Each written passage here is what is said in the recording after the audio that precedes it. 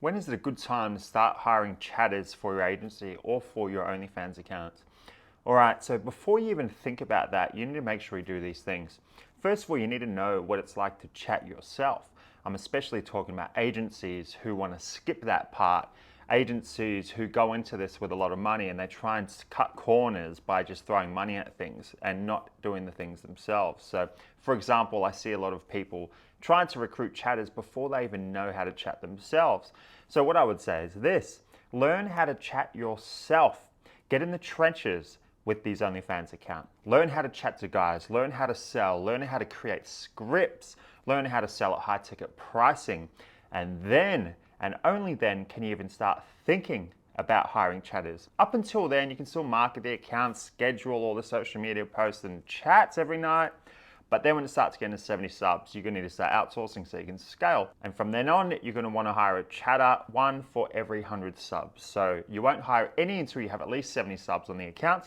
And then after 70 subs, you're gonna hire another chatter for the account per 100 subs after that, if that makes sense. This is both so you can learn how to do it yourself, so you know what it's like to be in the trenches, so you know how to create scripts because you know what it's like to talk to these guys, you know how to deal with objections, you know how to sell high ticket pricing. And the other thing is the opportunity cost that comes with chatting every night when the account's got more than 70 subs, when you're not able to market the account as much because you're spending too much time chatting.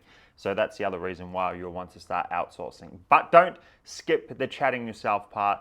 Get in the trenches first, know what it's like. I can't emphasize this enough. I see a lot of people get into this business, they throw money at things to take shortcuts, they start hiring willy-nilly, and then they're like, fuck, how do I even know how to train these guys? Because I don't even know what is good. So these people can take you for a ride, and you have no idea how to pay these chatters if you don't even know what it's like, if you don't even know what the conversion rate is like on the account.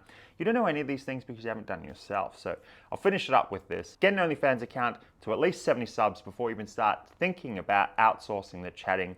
And then you're gonna hire an extra chatter for every 100 subs after that. And then you can start worrying about the hiring and the training of the VAs, the chatters, like training modules, scripts, how to pay, what percentage to pay them, where to pay them commission or not. Then you start worrying about that, all right? So up until then, just chat yourself, be in the trenches, don't even think about outsourcing, get an account to 70 subs first, and then you'll start hiring. And I promise you, it will benefit you in the long run. And that's it. So as usual, if the video helped you all, smash that like button, smash the subscribe button, and I'll see you on another video.